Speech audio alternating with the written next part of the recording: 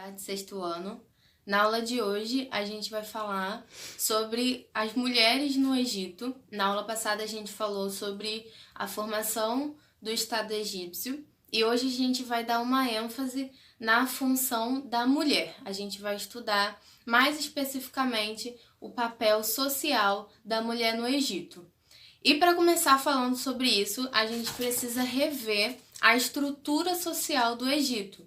A gente viu que no topo da pirâmide a gente tem faraó, ou seja, todo o estado egípcio se concentra nas mãos do faraó, e ao lado do faraó a gente tem a esposa real, que em alguns momentos, em alguns períodos da história, a esposa real ela também se torna faraó, ela também comanda o Egito, como foi o caso de Cleópatra. A gente vai ver um pouco mais para frente a figura de Cleópatra.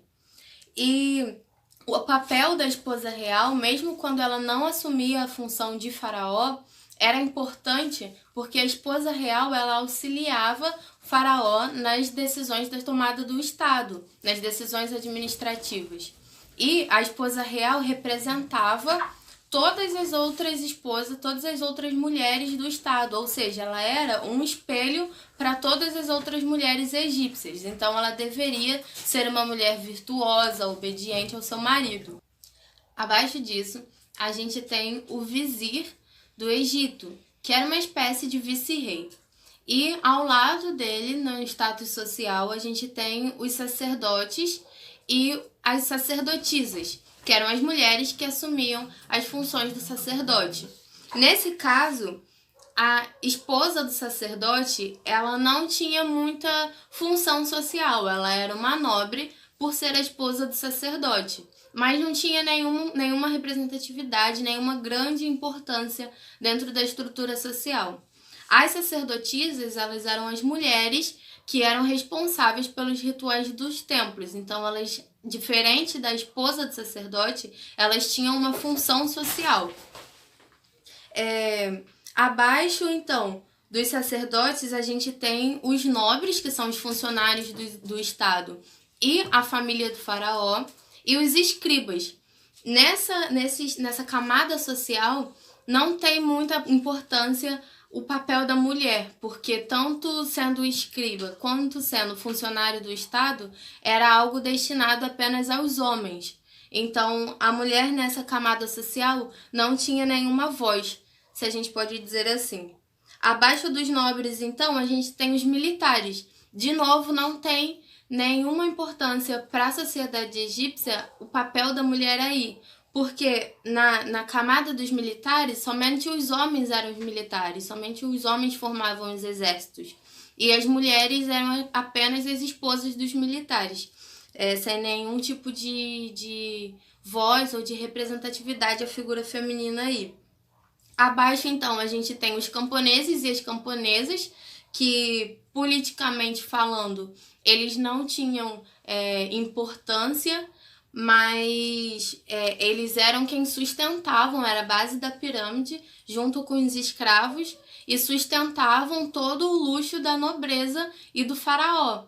Então, por mais que ali a figura feminina não tenha nenhum tipo de importância dentro dessa estrutura social, eram também as camponesas que faziam parte da colheita, da agricultura, que sustentavam. Mas, historicamente, não é dada devida importância à figura feminina, seja de camponesas, ou sejam de camponeses e camponesas, quanto de mulheres escravas. Analisando, então, essa estrutura social do Egito, a pirâmide social e como ela se forma, a gente pode ver que as mulheres ocupam sempre papel secundário, seja de esposa, seja de mãe. No Egito era muito importante essa figura maternal. A gente vai falar daqui a pouquinho sobre o mito de Ísis e vamos entender por quê. A mulher ocupava sempre o papel secundário de cuidar, de zelar, de cuidar da casa, de cuidar dos filhos. E tinha-se um espelho, uma imagem específica de como deveria ser a mulher egípcia, inspirada na deusa Ísis. A deusa Ísis, o mito dela é o seguinte: ela se casa com o irmão dela, que é Osíris, E um deus, que é chamado Sete, o deus Sete, ele vira inimigo do casal. Ele sente inveja e vira inimigo. Então ele faz uma armadilha para que Osíris seja morto, e ele consegue. Ele mata Osíris, esquarteja o corpo de Osíris e distribui pelo Egito. Ele tinha muita inveja de Osíris porque Osíris foi o deus designado a governar as terras do Egito. E ele queria isso, ele queria esse poder. Então ele mata Osíris, e Ísis fica muito sentida com a perda do seu marido. E a deusa Ísis, então, muito sentida com a perda do seu marido, Osíris, ela consegue reunir os membros de Osíris e faz com que ele ressuscite, e juntos eles conseguem ter um filho, Horus, que futuramente Faraó vai ser chamado como o próprio Horus vivo. Ou seja, ele é tão importante que ele é o Horus, ele é filho do deus Osíris com a deusa Ísis. Nesse mito, a deusa Ísis, ela exerce uma função muito maternal, de uma boa esposa que vai à procura do seu marido, de uma boa mãe. Ela tem a fertilidade, ela produz, então, o deus Horus, que futuramente será o faraó. Então, a deusa Ísis, ela vira espelho de como é ser uma boa mãe e uma boa esposa. E isso vira, então, exemplo de como deveriam ser as mulheres egípcias. É um pouco comum de se encontrar, principalmente na internet, algumas matérias dizendo que havia igualdade de gênero no Egito. Isso não é uma verdade. Por que não é uma verdade? O que acontecia é que, para aquela época, naquela época do Egito Antigo, as mulheres egípcias tinham, por lei, alguns direitos garantidos. E isso, por alguns autores, pode ser visto como algum tipo de privilégio. Mas não é que as mulheres egípcias eram privilegiadas. Não era isso que acontecia. Era que, por lei, elas tinham direito à propriedade, tinham direito a reclamar no tribunal se não estivessem sendo bem tratadas pelos seus maridos. E isso era garantido a elas por lei. Mas isso não significa que a lei era cumprida. Muito pelo contrário, as mulheres ainda eram violentadas dentro de casa. Não existia feminismo no Egito Antigo. Isso não é uma verdade. As mulheres não eram privilegiadas. O que acontecia era que, por lei, escrito, elas tinham alguns direitos, como o direito a ter sua propriedade no seu nome. Mas, de fato, isso não acontecia, não era algo verdadeiro no cotidiano. Isso ainda era burlado de muitas formas. Lembrando que eu tô sempre falando de casais, de casamentos no sentido heteronormativo, né? De esposo, esposa, de faraó, esposa real, de esposas militares, esposas de sacerdotes, porque naquela época não se casavam pessoas do mesmo sexo, né? Por isso eu não tô aqui considerando o casamento homonormativos. Hoje a nossa sociedade já é evoluída o suficiente para saber que todo mundo tem os seus direitos e que a gente escolhe a pessoa que nós vamos nos casar.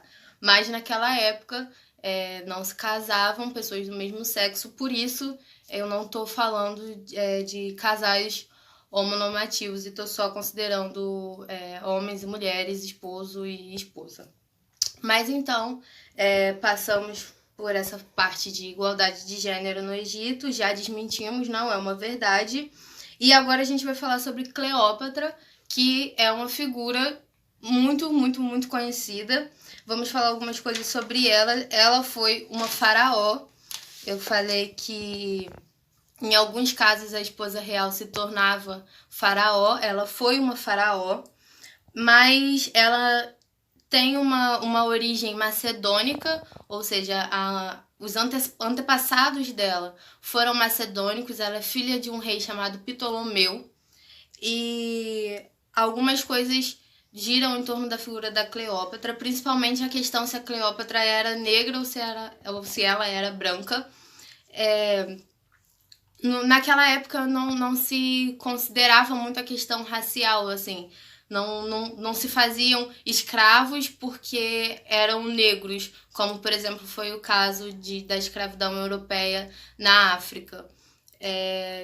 não tinha esse racismo, esse preconceito por conta da cor da pessoa, não se menosprezava por conta da cor. Os escravos, como a gente já viu nas nossas aulas, eles eram feitos normalmente por guerras. Você invadia uma região e aí você fazia os habitantes daquela região escravos por domínio político. No caso do racismo que a gente vê na África, por conta da cor de pele, é um racismo fenótipo, no caso, né? Não por conta de prisioneiros de guerra.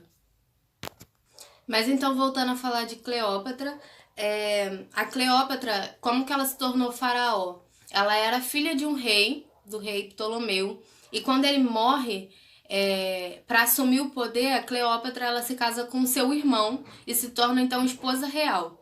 Mas desde a época que seu pai era vivo, ela já comandava, ela sempre governou o Egito, a palavra dela, segundo historiadores, sempre foi mais forte do que a palavra do próprio rei. E quando ela casa com seu irmão, a mesma coisa, a última palavra era dela.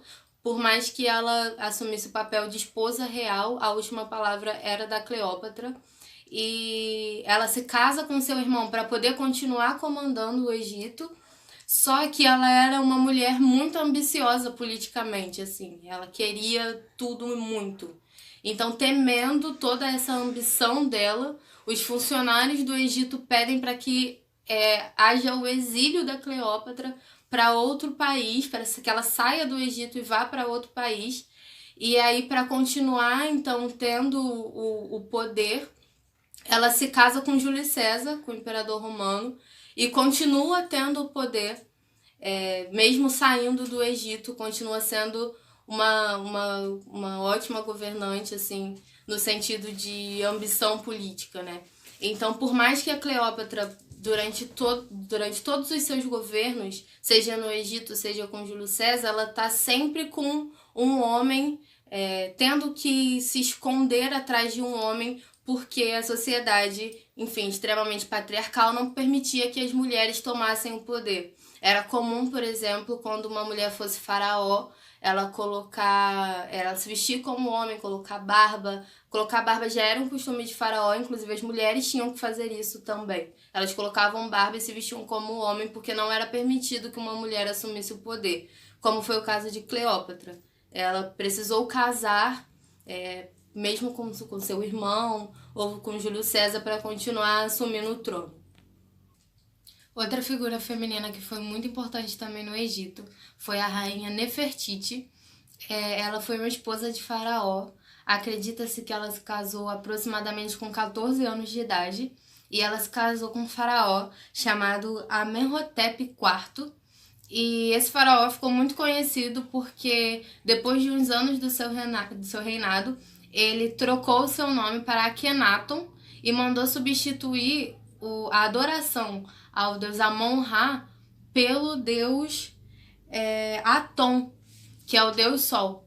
Ele troca o seu nome para Akhenaton, que significa a glória do deus Sol, e manda substituir um culto ao deus mais importante do Egito, que era o deus Amon-Ra, pelo deus Aton. E isso causa muitas reviravoltas dentro do Estado egípcio. E uma característica muito importante é porque a esposa dele, Nefertiti, também cresceu tanto, a figura dela, a importância dela cresceu tanto durante o reinado de Akhenaton, que as figuras nos templos, as pinturas que retratam a rainha Nefertiti, no início do reinado dele, as figuras que mostram ela são pequenininhas. E já pro final do reinado dele, ela está representada de uma forma imensa. Cresce desproporcionalmente. Então, assim, o que mostra pra gente é que a representatividade dela no início do reinado dele é pouca, pequena, e conforme vai crescendo as figuras, mostra que a imagem dela, a representatividade dela se torna muito forte, principalmente porque os dois, tanto Nefertiti quanto Akhenaton, passam a ser adorados como deuses mesmo. Então, na aula de hoje, a gente pôde conhecer essas duas figuras femininas que são importantes para a sociedade egípcia antiga e também vimos um pouco da estrutura social, principalmente da mulher dentro da pirâmide social egípcia. Eu vou deixar as atividades lá no portal para vocês. Beijo, até semana que vem.